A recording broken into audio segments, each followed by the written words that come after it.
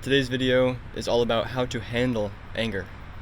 I'll touch on 5 main points. Number 1 is why anger is not the move. And then number 2 is, are you unconsciously angry without even knowing it? I'll touch on the goal of handling the anger and why this is the goal. Then I'll wrap up with what not to do. So first, anger is bad because it causes spiritual entropy, as Ra puts it. And this anger causes spontaneously undirected outbursts of energy. We want to have a calm and chill baseline that we can consciously react with.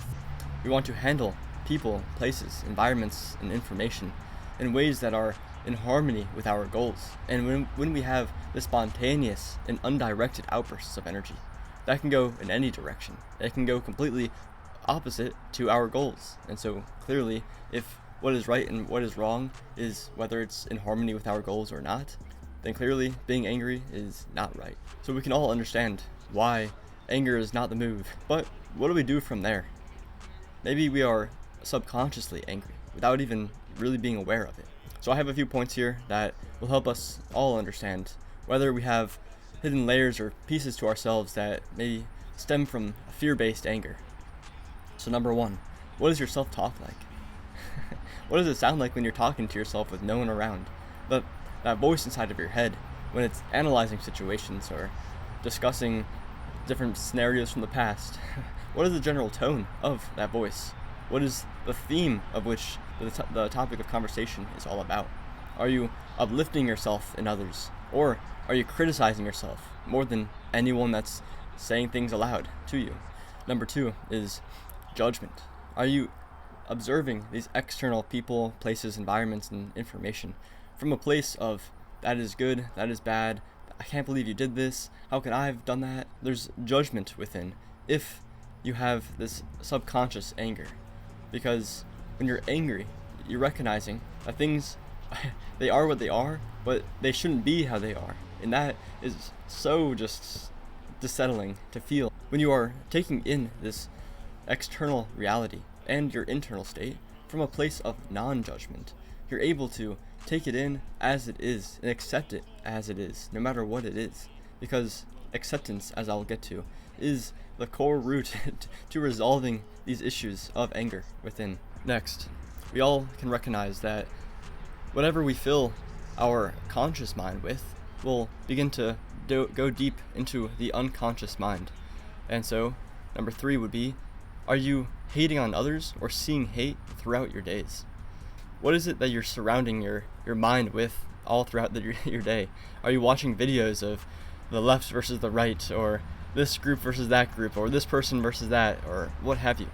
Are you consciously choosing to fill yourself up with hate because maybe on the surface, the more you observe hate in others, you can notice trends and patterns that you can skirt around so that you're not involving yourself with hate during your normal waking hours? Well, on the surface, this might sound great, but in reality, what you're actually doing is filling your subconscious mind with that bitter batter that is totally unnecessary and will present themselves whether you like it or not.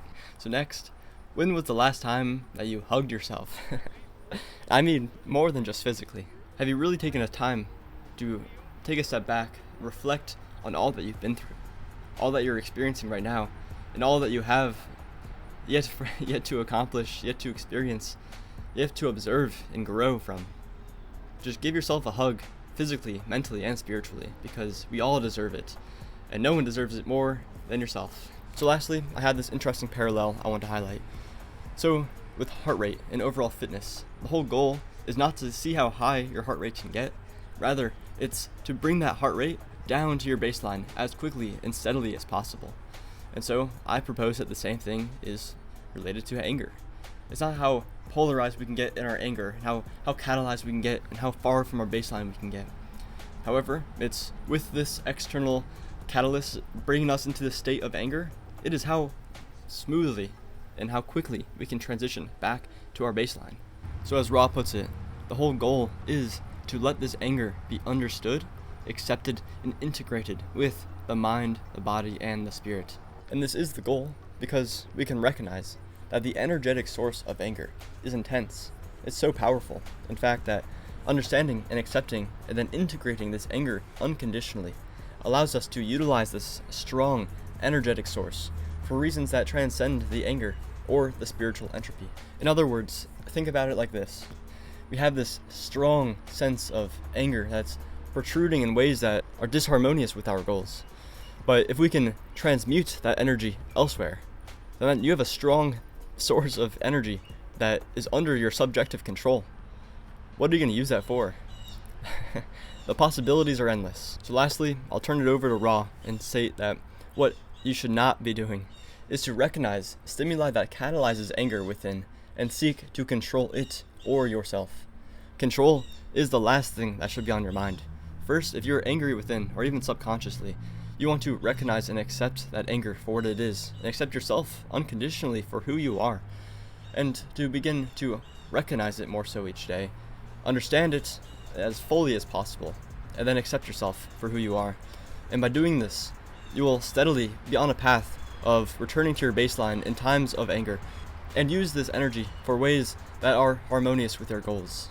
I know that you have the power to do so, and I wish you well in your journey ahead. Thank you, thank you, thank you. Ra, I am Ra. I greet you in the love and in the light of the one infinite creator. We communicate now.